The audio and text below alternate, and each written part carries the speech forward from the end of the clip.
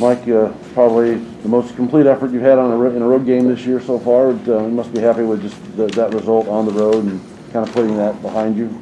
Yeah, I'm very pleased. I mean, I thought everybody that played contributed, and our defense was solid from beginning to the end. So, I mean, I think when you go out on the road, you got to defend. That's what I told them before the game. You got to rebound the ball. And offensively, you can't turn it over. And I thought we were pretty good in all those categories. Ravi? Your defense in particular against Fats Russell and Eric Ayala, I think they combined for only 5 made baskets.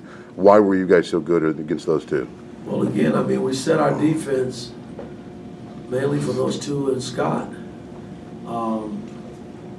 because they scored the bulk of their points. And, I mean, we kind of locked in there. I thought everybody who guarded Eric and Russell, you know, were locked in. And, I mean, and they saw bodies. I mean, they weren't able to see gaps where they could make plays off the bounce. And, you know, again, I pay tribute to the guys in the locker room, man, because they handled the game plan extremely well.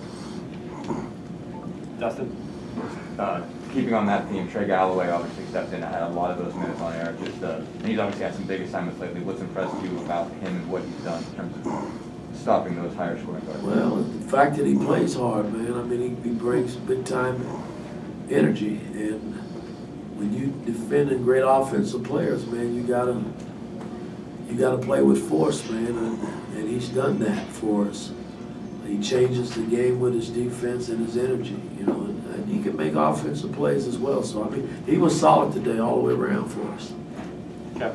How critical was that just first 5-minute stretch in the second half, you know, because you going up 7 at halftime to be able to pad it, you know, coming off maybe some road games where you left the team stuck in the game? Well, Coach Knight's always said that the first 4 or 5 minutes of both halves are probably the most important throughout the ball game, and I thought our guys came out and responded, you know, in the second half, and you know, guys, I look at it, you know, we haven't played bad on the road. We've had some good games on the winnable games where I couldn't get them over the hump, man. But this team is continuing to grow, and you know, we just got to keep banging away, man, and see where it leads us. Coach, talk about Race and Trace's efforts. It looked like they just showed a little extra aggression down low on defense in terms of blocking shots and just denying them the most. Well, again, that's the strength of our ball club, is playing inside out with both of those guys, and they were good tonight, man. I mean, Trace didn't have a double-double, but Race has kind of had his way here lately in terms of being able to rebound and score the ball, and I'm going to keep utilizing them. I mean, I think that's the strength of our team, and I think the surrounding supporting cast understands that, and that's important when you're trying to win basketball games. Well, talking about Race, can you talk about what it means to the offense with him starting to knock down 3-point shots a little more regularly? It's huge. You know, I've always had a 4-man that I've been able to coach over the years in the NBA that can make the long ball at that spot. That's valuable in our offensive system, man. So he's starting to feel comfortable about shooting. I mean, we never told him not to shoot him, you know, and he's made some threes here as of late in the last few ball games, and I just hope it's a continuation as we continue this journey. Woody, in the past, at the start of the game, this team would get down. Today they got down 8-0. In the past, it would be like 15-0. What enabled this team today? You didn't call timeout when it was 8-0, and they worked their way back in. What enabled this team to cut it right there and get back into the game? Well, I wasn't going to call timeout. I think sometimes teams have to figure it out. And yes, we're still a team in progress right now, work in progress. And they figured it out. You know, their offense started to click a little bit, and then our defense got stingy, and now we're back in the game and made a hell of a game out of it.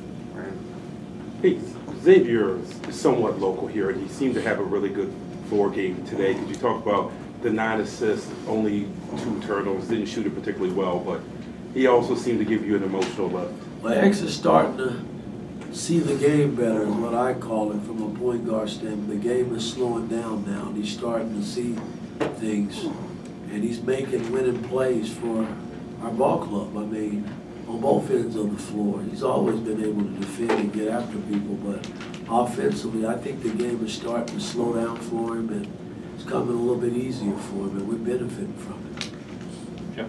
Your thoughts on Christian Lander, particularly in the second half of the minutes he gave you with Finney obviously being out right now? Well, he gave us some positive minutes, you know. I mean,